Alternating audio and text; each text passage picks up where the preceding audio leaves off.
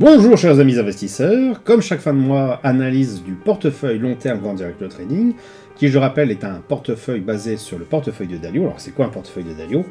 Eh bien donc c'est une répartition comme ce qui apparaît à l'écran, donc 30% du capital en actions, 55% du capital en obligations à peu près à part égale entre les obligations long terme et les court terme moyen terme, et le reste en matières premières à moitié entre l'or et les matières premières, on va dire en dehors de l'or, les matières premières industrielles. Là-dessus se rajoute du market timing. Donc qu'est-ce que c'est market timing? Tout simplement lorsqu'un prix clôture au-dessus du moyen mobile 10 périodes mensuelles, eh bien, on va avoir tendance à se positionner à l'achat. Et bien sûr, il faut que cette moyenne mobile soit croissante. Si cette moyenne mobile est décroissante et qu'on clôture en dessous, on va plutôt être en mode je reste à l'écart. Et enfin, dans tous les autres cas de figure, soit on reste en position si on est déjà positionné avec le nombre d'actions suffisant par rapport à la répartition que vous avez devant les yeux, soit, eh bien, tout simplement, on décide de ne plus rajouter au pot dans le cas où on n'aurait pas encore atteint la répartition. Alors ça va être la même analyse que le mois dernier, comme quoi ça vaut pas le coup de rester tout le temps devant les écrans, notamment pendant les vacances. Donc on commence tout de suite avec tout ce qui est action, le CW8, donc qui clôture au-dessus de moyenne mobile 10 périodes croissantes en mensuel. Donc bien sûr on conserve nos titres positionnés à hauteur de 30% du capital sur les actions. Les obligations long terme sont toujours à la ramasse, avec un prix qui clôture en dessous de la moyenne mobile 10 périodes décroissantes en mensuel, donc forcément on évite absolument ce type de titre, ce qui correspond à 22,5% de son capital. Donc on va rester bien sûr en cash. On verra par la suite en quel type de monnaie il est plus intéressant de rester. Pour tout ce qui est obligation, on va dire plutôt court terme, moyen terme. Donc pareil, 22,5% du capital. Et bien là, on clôture à nouveau au-dessus du moyen mobile 10 périodes qui pour le coup est croissante en mensuel. Donc bien sûr, on reste positionné et on l'est déjà depuis un petit moment si on regarde la tronche un petit peu de la courbe.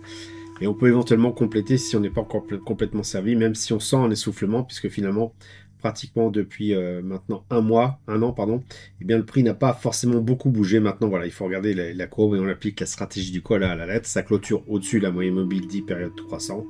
Donc on reste positionné à l'achat.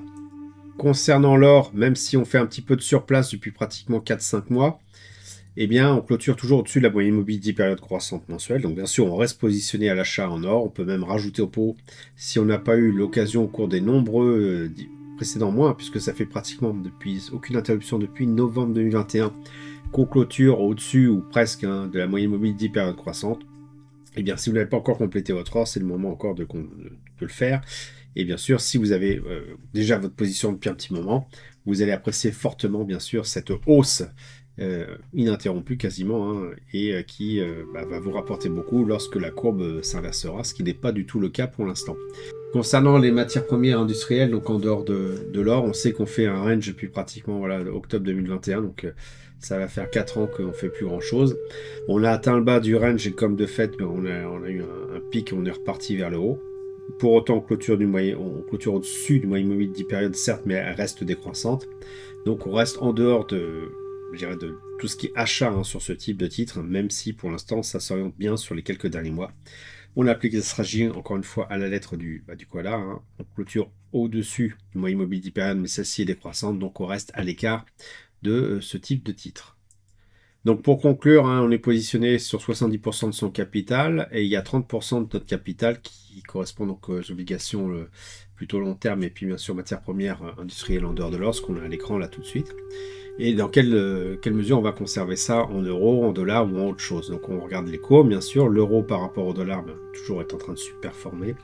Clôture au-dessus de la moyenne mobile 10 périodes croissantes. Donc pour l'instant, c'est plus intéressant d'être plutôt en euros qu'en dollars. Pour autant, si on regarde l'euro par rapport au franc suisse, eh bien on constate que là encore, c'est plutôt le franc suisse qui a le vent en poupe, puisque là on clôture en dessous de la moyenne mobile 10 périodes décroissantes pour l'euro vis-à-vis du franc suisse. Ça veut dire qu'on clôture au-dessus du moyen mobile 10 périodes croissantes pour le franc suisse par rapport à l'euro. Et en dernière confirmation, si on va regarder avec le jeu des trois monnaies que j'ai l'habitude d'utiliser, on voit effectivement que le franc suisse se démarque par rapport au dollar, puisque là, cette courbe du dollar par rapport au franc suisse montre qu'on clôture en dessous du moyen mobile 10 périodes décroissantes, ce qui prouve que eh bien le franc suisse, là encore, surperforme le dollar. Donc on a tout intérêt de conserver, je crois que je l'avais dit déjà le mois dernier, le mois d'avant, peut-être encore même le mois d'avant, de conserver son liquide en francs suisses tout simplement pour lutter un peu contre l'inflation et essayer de ramener un petit peu de cash, notamment par rapport à l'euro, plutôt que de la garder bêtement justement sans rien faire. Voilà, j'espère que vous avez apprécié cette vidéo. Si c'est le cas, merci de laisser un pouce pour m'encourager à continuer. Abonnez-vous à la chaîne YouTube pour ne rater aucune nouvelle publication. Je vous dis merci et à bientôt sur le blog. Quand j'ai commencé le trading, ce n'était pas pour gagner des millions d'euros, me pavaner en voiture de luxe à Dubaï et vivre une vie de jet set. Bien au contraire.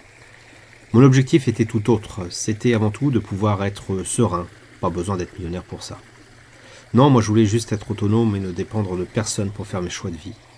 Ce que je voulais, c'était pouvoir aller en bord de mer, me balader dans la forêt, me réchauffer au coin du feu dans ma petite maison, sans avoir à craindre de ne pas pouvoir payer le prochain loyer.